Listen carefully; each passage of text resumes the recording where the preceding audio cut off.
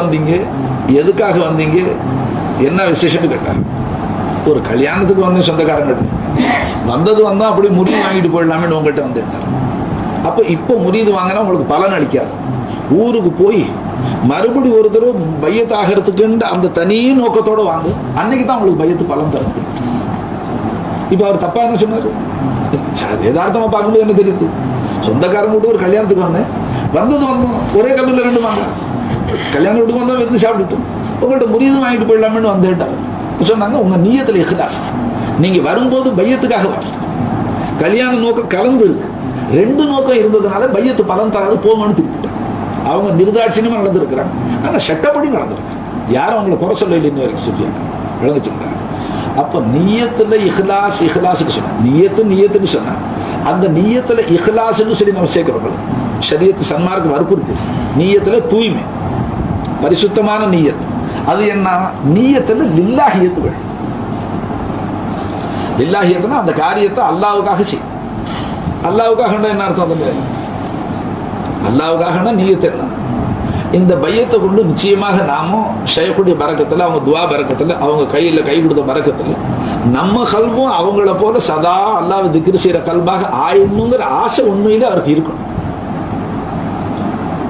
அப்படி பையத்து செய்தவர்கள் லட்சத்துல சிலர் தான் எழுதியிருக்கிறார். லட்சத்துல சிலர் தான் அந்த நோக்கத்தோடு பைய செய்யறாங்க. அதே மாதிரி அவங்க அல்லாஹ்வை அடைஞ்சு இன்னைக்கு ஆனந்த வாழ்வில் இருக்கிற மாதிரி, அதுல சொக்கி லயிச்சு போயிருக்கிற மாதிரி நம்மளுடைய வாழ்க்கை மாறணும். இந்த துனியாவுடைய ஆசாபாசங்கள் எல்லாம் நீங்கி நம்ம கல்வி சுத்தமாகி சதா நம்ம அல்லாஹ் தஆலாவை அடையணும், அல்லாஹ் கூட இருக்கிற அந்த உணர்வுல இன்ப வாழ்வா வாழணுங்கிற அந்த ஆசை வந்து பையத்து செஞ்சாங்கன்னு சொல்லணும். எல்லாரும் இல்ல மாஷா அல்லாஹ், சிலரை தவிர. அதனால நாமும் நம்மளுடைய அந்த தவறுக்காக வேண்டி தௌபா செஞ்சு இஸ்திக்ஃபார் செஞ்சு கல்பை சுத்தப்படுத்தி இன்னைக்கு நாம நம்ம நிலையை மாத்தினா அல்லாஹ்வுடைய அருள் ஷேக் மூலியமாக வர காத்துக்கிட்டு, நிச்சயமா காத்துக்கிட்டு இருக்கிற கலப்படங்கள். உதாரணத்துக்கு நானும் சொல்லிவிட்டேன், இதுக்கு மேல யார் யாருக்கு என்ன இருக்குது அவங்கவுங்களுக்கு வெளிச்சம் விளங்குச்சுங்களா? இப்ப பாத்திர கடை முதலாளி முறிது வாங்கியிருக்கிறாங்க, என்னென்ன நோக்கங்கள் இருக்குது. ஒருத்தர் முறிது வாங்கினதுக்கு பின்னால் சொன்னார், சர்க்கார் உங்கள்கிட்ட முறிது வாங்கின நோக்கம் கோர்ட்ல ஒரு கேஸ் இருக்கு, 10 வருஷமா மாட்டிட்டு கிடக்கு. ரொம்ப பேர் சொன்னாங்க உங்க துவா சீக்கிரம் கபூல் ஆகுது, அதுக்காக நாமளும் உங்க முறிதா போயிட்டா துவா செஞ்சு அந்த தீர்ப்பை நம்ம பக்கம் சாதகமா ஆயிடணும், அதுக்காக நான் முறிது வாங்கினேன். என்ன கேஸ்ன்னு கேட்டேன். அவர் ரொம்ப சந்தோஷமா சொன்னார். நான் என்ன கேஸ்ன்னு கேட்டோன்னே துவா செய்யத்தான் இப்போ துடிக்கிறாங்க போட்டுக்கணும்னு நினைச்சிட்டு ஒரு விஷயத்தை சொல்லிவிட்டேன். 2 ஏக்கர் நிலம் வாஸ்தவத்தில் அடுத்தவனுக்கு தான், ஆனா அவனுக்கு சொந்தங்கிறதுக்கு ஆதாரம் இல்லை. அதனால இடையில ஒரு கேஸ் போட்டு விட்டேன். சில பொய் ஆதாரங்களை தயார் பண்ணி அந்த 2 ஏக்கர் அபகரிக்கிறதுக்காக ஒரு கேஸ் போட்டிருக்கேன். அவன்கிட்ட எந்த ஆதாரமும் இல்லை அவன் சொத்துங்கிறதுக்கு, விளங்குச்சுங்களா? அதனால ரொம்ப நாளா காசு போயிட்டே இருக்கு. அவனும் அந்த வக்கீல வச்சு வாதாடிக்கிட்டு இருக்கிறான், இழுத்துக்கிட்டு கிடக்கு. அல்லாஹ் நாடனா உங்க துவா பரக்கத்துல அது ஏன் சொத்தாயிட்டார். நான் சொன்னேன் இன்னா லில்லாஹி வ இன்னா இலைஹி ராஜிஊன். வேற என்ன ஓதுறது? இப்ப இந்த ஆயத்து தான் வேற ஆயத்து இல்லை. நான் சொன்னேன் பாவா இது வேற எங்கேயாச்சும் முறியது வாங்கிட்டா நல்லா. சில பேர் சொல்றாங்க பையத்து செஞ்சவொன்னு பணக்காரங்களா போய். நான் சொன்னேன் அந்த மாதிரி பணக்காரங்களா போயிட்டு இருந்தாருன்னா மார்வாடி எல்லாம் என் முறியதா போடும். அவனுக்கு நோக்கமே காசு தான். ஒரு மார்வாடி கூட சும்மா இருக்க மாட்டான், எல்லாம் முறியது வாங்கிக்கும். அதனால நம்ம முறியது கொடுக்கும் போதே பிள்ளைகளுக்கு சொல்லி விளக்கி கொடுக்குறோம். அப்படி விளங்கியும் இதெல்லாம் சைடுமா. நீ பாருங்க, சாப்பாடு இருக்குங்களே, உணவு இருக்குங்களே, வயிற்று பசியை தணிக்கிறது எது? சோறு. சோறு அல்லது கோதுமை உணவு, ஏதோ உணவு. அதுக்கு மேல கொஞ்சோண்டு ஊறுகாய் வச்சுக்கிறோம் இல்லைங்களா? ஒரு சம்பால் வச்சுக்கிறோம், சட்னி, ஊறுகாய், அது பப்படு வறுத்துக்கிறோம், ஏதாச்சும் ஒன்று வறுத்துக்கிறோம்னு வைங்க. அது எதுக்கு? தொட்டுக்க. சரி, இப்ப அளவுல சோறு கூட இருக்குமா, ஊறுகாய் கொஞ்சம் கூட இருக்கும்? ஊறுகாய் கூட இருக்கும், ஊறுகாய் கொஞ்சோடு. எலுமிச்சம் பழத்துல 10ல் 1 பங்கு ஒரு துண்டு இருக்கும். அதே முழுச்சா திங்க முடியாது, சும்மா அப்படி விரல தொட்டு காமிச்சான். ஊறுகாவில் ஒரு விசேஷம் என்ன, முந்தின நாக்கில் தடவிட்டு சொத்த வச்சா இழுத்துக்கிட்டு போயிடும். நாக்கில் முந்தி தடவிட்டு சொத்த வச்சா இழுத்துட்டு போவோம், சோத்தை வச்சுட்டு பின்னால வச்சா தள்ளிட்டு போவோம், முன்னால வச்சா இழுத்துட்டு போயிடும். அந்த விசேஷம் அதில் எல்லாம் வச்சுக்கிட்டோம். சின்ன வஸ்து தான். இப்ப இந்த பிள்ளைகள் எல்லாரும் பையத்துல ஊறுகாய் மாதிரி கொஞ்சம் வேற நீயத்தை வச்சுட்டு கொஞ்சம் கரெக்ட்.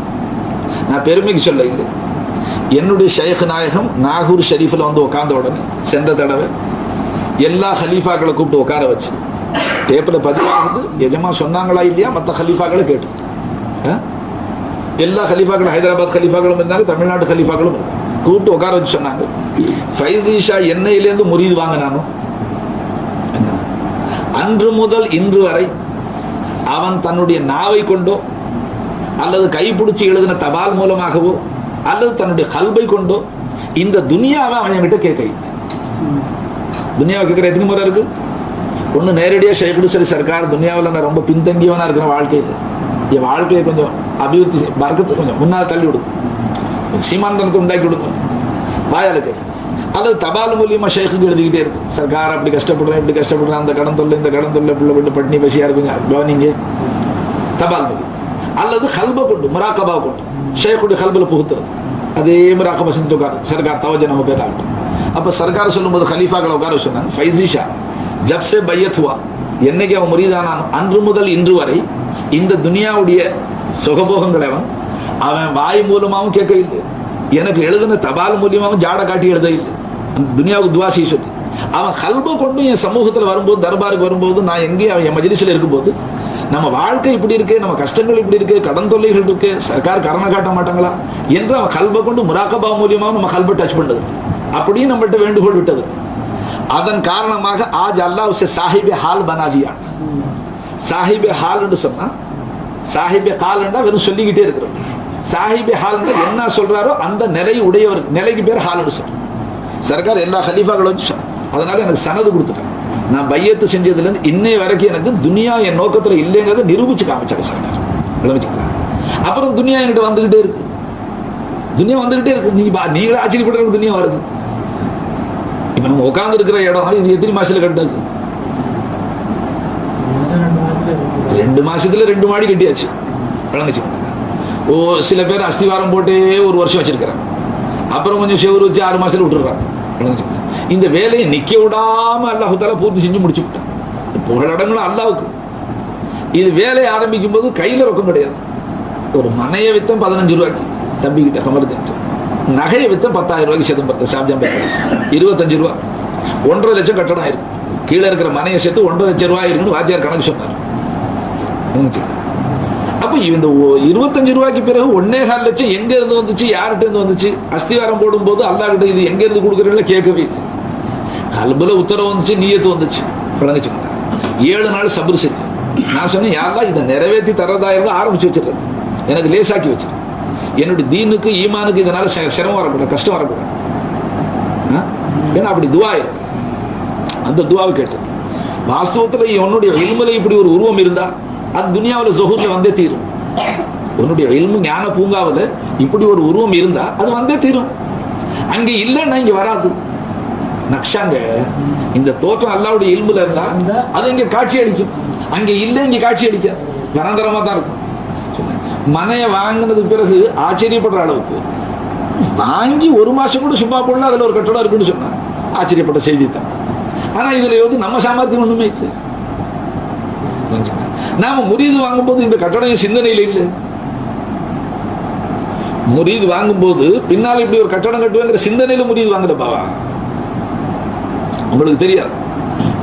இன்னொருத்தர் என்னுடைய ஷேக் நாயகம் என்னை பத்தி லால்பேட்டையில் உட்காந்து சொல்லும்போது சொன்னாங்க, ஃபைசி ஷா ஜாஹித் சர்க்கார்ல வாங்கின சனது டேப்ல பதிவாகுது கேட்டு, ஃபைசி ஷா ஜாஹித் ஜாஹித்னா துறவிக்கு சொல்ற, அதாவது உலகத்தை வெறுத்தவர்களுக்கு சொல்ற. இப்ப என்ன யாரும் பார்த்தா துறவின்னு சொல்லுவாங்க, முழு துனியா ஆசை அவர்கிட்ட தான் இருக்கும். கட்டடத்துக்கு மேல கட்டிக்கிட்டே இருக்கிறாரு, இன்னும் அடுத்தாப்புல கட்டடம் கட்டுற ஆசை வச்சுட்டு தான் இருக்கிறார். முழு துனியா ஆசை. ஒரு காமில் ஷேக் முரீதை பார்த்து இவர் ஜாஹித் எப்படி சொல்லுவாங்க, சொல்லி இப்படி சொன்னாங்க, இவனுக்கு தேவை எவ்வளவு, இவன் மனசுல எவ்வளவு போதுமான நிலை இருக்குன்னு கேட்டான். யாராகிலும் ஒரு திண்ணையில இவனுக்கு குடியிருப்புக்கு இடம் கொடுத்தா, ஒரு பரதாவை கட்டி விட்டு தான் புள்ள குட்டியை குடி வச்சுக்கிட்டு அல்லாவுடைய திக்ர் ஃபிக்ர்ல காலம் கழிச்சுட்டு தீனுடைய சேவை செஞ்சுட்டு மௌத்தா போயிடுவான். ஆனா இவனுடைய மனைவி மக்கள் மேல அல்லாவுக்கு கிருபை ஆயிடுச்சு, அல்லாவுக்கு கிருபை ஆயிடுச்சு. அதனால இந்த வீடு கட்டுற வேலையை ஃபைசி ஷாவை அல்லாஹ் வாங்கிக்கிட்டான். ஃபைசி ஷா தனக்காக வீடு கட்டல, லால்பேட்டையில் பைத்துநூர்ல சொன்னாங்க சர்க்கார். விளங்குச்சுக்கலாம். அது ஏன் தங்களுக்கு சொன்னேன், நான் பையத்து செய்யும் போது இப்ப நீங்க வச்சிருக்கிற இந்த ஆயிரக்கணக்கான சிந்தனைகள் உங்க நீயத்துல வச்சிருக்கீங்க, அது என் நீயத்துல இல்லை. அல்லாஹ் தஆலா என்னை காப்பாத்திக்கிட்டேன் உங்க துவா, அதனால நான் அதை உங்க முன்னால வச்சிருக்கேன். இப்ப யார் யாருக்கு பையத்து பலன் தர இல்லையோ அவங்க தங்களுடைய நீயத்துகளை சுத்தம் செய்யும். என்ன, ஏன்னா நீயத்தை பொறுத்து தான் இருக்கு அமல், நீயத்தை பொறுத்து தான் இருக்கு அவனுடைய வாழ்வோடு நீங்க சொல்லிவிட்டு. இப்ப நீயத்துல என்ன இருக்கு அது கிடைக்கும். ஹதீஸ் ஷரீஃப்ல வருது, ஒரு மனுஷன் ஜிஹாதுல போகும் பொழுது நமக்கு எதிரிகள் விட்டு போகக்கூடிய சொத்துக்கள், எதிரிகள்கிட்ட கிடைக்கிற பொருளுக்கு பேர் என்னங்க, மால கனிமத். அதுல நம்ம பங்குல ஒட்டக கட்டுறதுக்கு ஒரு கயிறாச்சும் கிடைக்காதா என்ற நோக்கத்தையும் கலந்து கொண்டு போவானே, ஆனால் அவனுக்கு ஜிஹாதுடைய பலன் கிடைக்காது, அந்த ஒட்டக கட்டுற கயிறு பலன் தான் கிடைக்கும். ஏன்னா அவன் அந்த ஒரு நீயத்தை லேசா சேர்த்துக்கிட்டான். ஒரு மனுஷன் துனியாவில் செய்யக்கூடிய அமல் 9 பங்கு அமல் அல்லாவுக்காக நீயத்து வச்சான். 9 பங்கு சுத்தமா பரிசுத்தமா அல்லாவுக்காக வச்சான், அல்லாவுடைய பொருத்தத்தை தெரியும். அதுல ஒரு பங்கு 10ல் 1 பங்கு 10ல் 1 பங்கு மக்களுடைய நன்மதிப்பை சேர்த்துட்டான். அதாவது நம்ம வணக்க வழிபாடுகளை பார்த்து, நம்ம திக்ரு புதிர்களை பார்த்து மக்கள் நம்மளை புகழ மாட்டார்களா, மக்கள் நம்மளை மெச்ச மாட்டார்களா? 10ல் 9 பங்கு அல்லாவுக்காக செஞ்சாங்க. ஹதீஸ் ஷரீஃப் சொல்ல உங்கள்கிட்ட ஹிகாயத்து சொல்லு. நீங்க எல்லாரும் என்ன பார்க்கும்போது மசலா சொல்லிவிட்டு கேட்டேன், ஷைഖுடைய வாயால நசீஹத் வரும் பொழுது அந்த ஷைഖுடைய வாயால் அந்த நசீஹத்துக்களை நீங்க 1000 தடவை கேட்டிருந்தாலும் மறுபடி கேட்கும்போது எப்படி கேட்கணுமா, வயசுலேயே இது முதல் தடவை கேட்கறேங்கிற மாதிரி ஷைഖ் பார்க்கணும். இப்ப கிதாபு காமிச்சத பார்த்து அப்படி நீங்க பார்க்க இல்லை. ரெண்டாவது, ஷைഖுடைய போதனைகள் உங்களுடைய உள்ளத்துல உட்கார்ந்து உங்களுடைய உள்ளத்துல ஒரு உணர்ச்சி ஏற்படுதுங்கிறது உங்களுடைய முகத்தோற்றத்தை கொண்டு ஷைഖ் காட்ட இல்லை. அந்த ஷைഖுடைய நிஸ்பத்துல அல்லாஹ்வுடைய அருள் வருதுங்களே, அது உடனே அல்லாஹ் பிரேக் போடும். அல்லாஹ் என்னையும் உங்களை பாதுகாப்பான். ஏன்னா இது முரீதுகளுடைய தவறால நிகழ்துங்க. ஏன் சரி, எல்லா நசீஹத்தும் மார்க்கும் இப்ப புது, நான் என்ன அமெரிக்காவிலும் செய்தி கொண்டு சொல்லுவேன். 1400 ஆண்டுகளுக்கு முன்னால் அல்லாஹ் ரசூலும் சொன்னதுதான் கியாமத் நாள் வரைக்கும் சொல்லிக்கிட்டே இருக்கணும். அசரத்து புதுசா ஏதாச்சும் சொல்லுவாங்கன்னு சொன்னா, இப்ப வெளியில உட்காந்து ஒரு செய்தி சொன்னேன், யாராச்சும் பின்னால இருந்து கூப்பிட்டா திரும்பி பார்க்காதீங்க, பதில் சொல்லாதீங்கன்னு இமாம் ஆஸம் அபு ஹனீஃபா ரஹ்மத்துல்லாஹி அலைஹி, அபு யூசுப் ரஹ்மத்துல்லாஹி அலைஹி அவர்களுக்கு வசியத் செஞ்சாங்கன்னு சொன்னேன். ஒரு காலம் சொன்ன இந்த செய்தி நீங்க புதுசா கேட்டிருக்கலாம். அல்ஹம்துலில்லாஹ், இன்னைக்கு முழு பயான்ல இந்த ஒரு செய்தி புதுசா சொன்னாங்க ஹஜ்ரத், பாக்கி எல்லாம் பழசு. சில முரீது சொல்ல கேள்விப்பட்டிருக்கிறது, எல்லாம் பழைய ரெக்கார்டு தான். இந்த தடவை போனதுல இந்த ஒரு செய்தி புதுசு. இந்த செய்தி ஷைഖ் கிட்ட வர்றது என்னத்துக்கு, அவங்களுடைய வாயால வரக்கூடிய நசீஹத்தை எப்படி கேட்கணுங்க, வயசுல முதல் தடவை கேட்கிறேன்னு கேட்கணும். தங்கள் பின்னால போய் எடுப்பாங்க, தங்களுடைய அந்த சின்ன ஷடவு கூட ஒரு பிரேக் குடிச்சு நீயத்து மாற்றத்துக்கு கதம் சரி. நான் 2 பேருமே இல்லை, முரீதுடைய நீயத்தும் சரியா இருக்கும், ஷைഖுடைய நீயத்தும் சரியா இருக்கும்.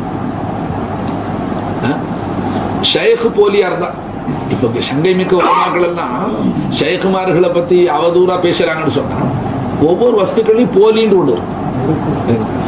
அந்த மாதிரி ஷைഖுமார்கள்லையும் போலிகள் இருந்திருக்கிறாங்க, சரித்திரம் நிறைய இருக்கு. ஆனா அவங்க இந்த தரீகாவே கூடாதுங்கிறதுக்கு எதை சொல்லுவாங்க, அந்த போலி ஷைഖுமார்கள் என்னென்ன செஞ்சாங்க, என்ன மாயாஜால வித்தை அதுகளை சொல்லுவாங்க. இதெல்லாம் மக்களை மயக்கிறது, இது ஏமாத்திர வித்தை அப்படிதான் சொல்லுவாங்க. அப்ப அந்த போலி ஷைഖுமார்களுக்கு அது நாம சொல்றது இல்லையா, நாமளும் சொல்லதான் செய்யறோம். ஏன்னா எதுக்காக சொல்றோம், நீ பிடிச்சிருக்கிற ஷைഖ் போலியா அசரா நீயே பார்த்துக்கிறதுக்கு. ஷைഖே முரீதுக்கு சொல்லதான் செய்யறாரு. உதாரணமா ஒரு முரீது ஒரு ஷைഖ் இடத்துல போய் பையத்து வாங்கினார். அந்த ஷைഖுக்கு தெரிஞ்சு போச்சு முரீது பணக்காரர், கேள்விப்பட்டிருந்தார் அவரை பத்தி. இப்ப அதனால உடனே கேட்டார், முரீது முந்தி கேட்டாரு, தங்கள்கிட்ட பையத்து செஞ்சா எனக்கு என்ன பிரயோஜனம், பையத்துடைய பலாபலம் என்ன அதை சொல்லுங்க, நான் இன்னும் கொஞ்சம் நீயத்தை காலிசாக்கி முரீது வாங்க. விளங்காத மனுஷன் அவர் சொன்னார், இவ்வளவு கூட உனக்கு தெரியாமையா முரீது வாங்க வந்திருக்குற, நரகத்தினுடைய முதுகுல சிராத்துல் முஸ்தகீம் ஒரு பாலம் அமைக்கப்பட்டிருக்கு, 6000 வருஷத்து தொலைதூரம் இருக்காது. அதுல மோமினான் அடியார்கள் மின்னலை போல கடந்துருவாங்க. சிலர் அரபி குதிரைகள் மாதிரி போய் சேர்ந்துருவாங்க, சிலர் தடுமாறி போய் சேர்ந்துருவாங்க. ஈமான் இல்லாத காஃபிர்கள்லாம் நரகத்தில் விழுந்துருவாங்க. அந்த மாதிரி சிராத்துல் முஸ்தகீம் பாலம் ரொம்ப நுட்பமானது, அது முடிய விட மெல்லியது, வாழை விட கூர்மையானது. அதுல நபிமார்கள் அவுலியாக்கள் எல்லாரும் நடந்தாகணும், நீனும் அதுல நடக்கத்தான் ஆகணும். நீ எப்படி நடப்ப, அதுல என்ன இருக்கும் உங்கள்கிட்ட நடக்கிறது சாமர்த்தியம். அப்ப நீ என்கிட்ட முரீது வாங்கிக்கிட்டா நான் உன்னை இடுப்புல நான் மடியில தூக்குவேன். பாருங்க, மனுஷன் படைச்சிருக்கும் நூதனமான சாமான், பேசுறதெல்லாம் பிடிச்சி வச்சுக்குது. நாம இந்த டேப் ரெக்கார்டோட கேவலமா என்ன சொன்ன சொல்லுங்க. என்னமா அப்ப அந்த முரீது கேட்டாரு, உங்கள்ட்ட முரீது வாங்கினா எனக்கு என்ன அனுகூலம், பிரயோஜனம் என்ன கிடைக்குன்னு. ஷேக்கு சொன்னாரு, என்னப்பா இப்படி இவ்வளவு தெரியாத ஆளா இருக்குது, ஊதிருங்க தேவைப்பட்ட சும்மா